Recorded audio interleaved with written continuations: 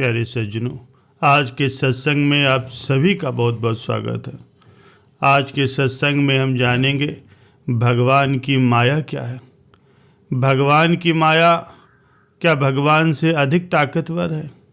भगवान की माया लोगों को भ्रमित क्यों कर देती है? भगवान की माया का मोहिनी रूप कैसा है? क्या ये संसार ही भगवान की माया है? माया इतनी भ्रामक और मोहक क्यों है? ये कैसे मनुष्य को सत्य से दूर करती है और उसे हरदम अज्ञानता में ही रखती है। प्यारे सज्जनों, आपने भगवान की माया के बारे में सुना तो बहुत होगा, उसे कभी देखा नहीं होगा। प्यारे सज्जनों, हम इस संसार में जो कुछ भी जड़ चेतन देख रहे हैं, ये सब भगवान की माया है, जो ईश्वर का एक प्रतिबिंब मात्र है। इस माया को ही प्रकृति कहा जाता है। ये माया बड़ी ही भ्रामक और मनमोहक होती है। ये इंसान को ईश्वर से दूर कर देती है और उसको अज्ञानता में ही बनाए रखती है। माया को जड़, अज्ञान, असत और अविद्या भी कहा जाता है। ईश्वर की माया से बिरले साधु संत ही बच पाते हैं, जिन्हें आत्मज्ञान हो जाता है, जो आत्मज्ञानी हो चुके होते हैं, जो हर समय ईश्वर का ही चिंतन किया करते हैं, उनके नाम का जप किया करते हैं, वही इस माया से बच पाते हैं। अन्यथा पूरा संसार ही इस भगवान की माया में भ्रमित हो रहा है। प्यारे सज्जनों, बहुत समय पहले की बात है। कौशल नगर में एक गाधी नामक ब्राह्मण रहा करते थे। वे ब्राह्मण बहुत ही प्रकांड पंडित और धर्मात्मा थे। वे सदैव ईश्वर के चिंतन में लीन रहते थे। इसी का फल हुआ कि उन्हें इस संसार से वैराग्य हो गया। सब कुछ त्याग कर वो तप करने के लिए चल पड़े। वन में किसी सरोवर में खड़े होकर के वो तप करने लगे। गहरे जल में उनका केवल चेहरा ही बाहर दिखता था, बाकी शरीर पानी में रहता था। 8 माह की कठोर तपस्या के बाद भगवान विष्णु प्रसन्न हुए, आकर उनको दर्शन दिए और वरदान मांगने को कहा। भगवान विष्णु को देखकर गाधी निहाल हो गए। उन्होंने कहा, भगवान, मैंने शास्त्रों में पढ़ा है कि ये सारा विश्व ही आपकी माया है। ये माया बहुत ही अद्भुत है।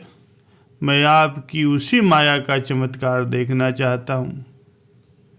भगवान विष्णु ने कहा, तुम उस माया का चमत्कार जरूर देखोगे, और जब देखोगे तभी उसे छोड़ोगे। ये कह करके भगवान आशीर्वाद दे करके अंतर्ध्यान हो गए। प्यारे सज्जनों, गाधी ब्राह्मण ने अब तप करना छोड़ दिया, लेकिन उसी सरोवर के किनारे वो रहने लगे। कंद मूल फल खा करके प्रभु के भजन के गीत गाते और हर समय इसी प्रतीक्षा में रहते कि कब भगवान की माया के दर्शन होंगे।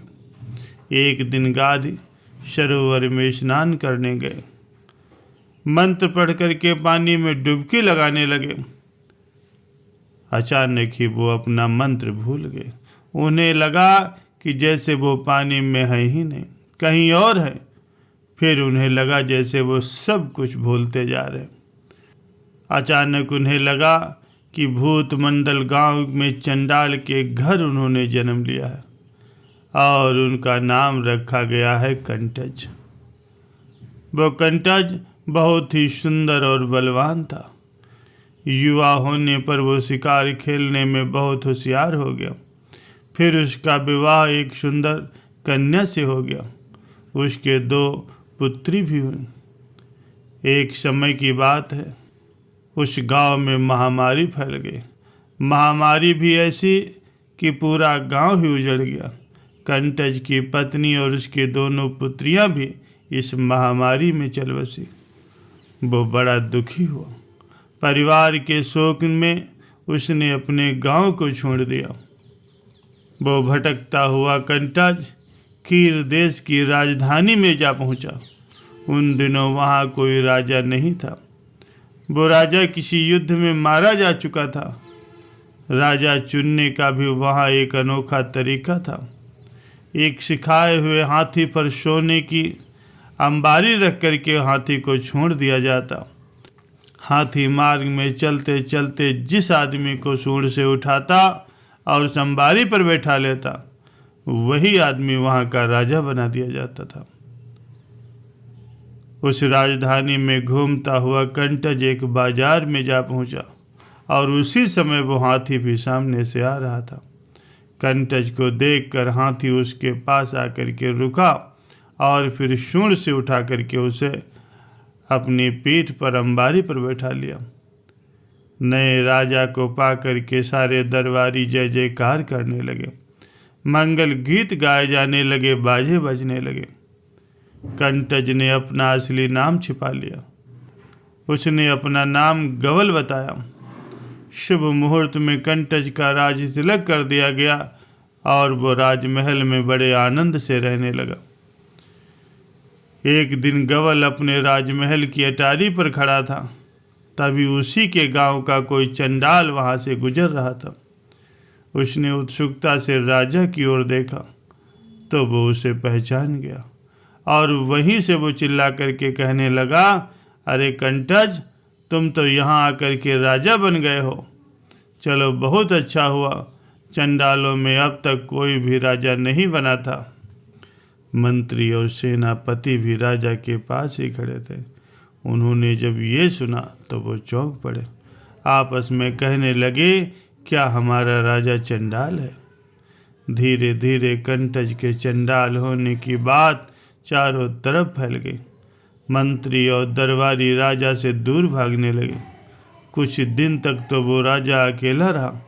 फिर सोचने लगा, जब मुझे कोई यहाँ चाहता ही नहीं तो यहाँ रहना व्यर्थ है। ऐसा सोचकर वो भी राजपाट त्याग करके चलता बना। चलते चलते दिन छिप गया। अंधेरी रात के कारण कुछ भी दिखाई नहीं पड़ रहा था। वो नदी के तट पे गया।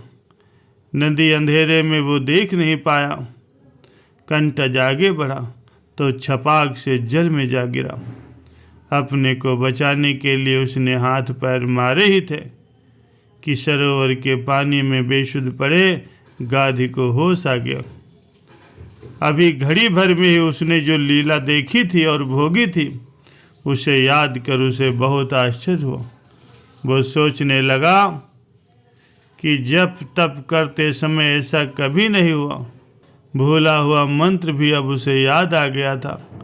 उसने स्नान करके संध्या की, फिर पानी से बाहर निकल आया। विचार करने लगा कि ऐसा तो सपने में भी नहीं हो सकता, पर ये क्या सपना था? उसी में मैंने सब कुछ भोगा था। इस प्रकार की बातें सोचते विचारते गाधी धीरे धीरे इस बात को भूलने लगा। कुछ दिन बीत गए। एक दिन उसके नगर का एक ब्राह्मण उधर आया। गाधी उसे बचपन से ही जानते थे। गाधी ने ब्राह्मण की अवभगत की और पूछा, हे, आप इतने दुर्बल कैसे हो गए?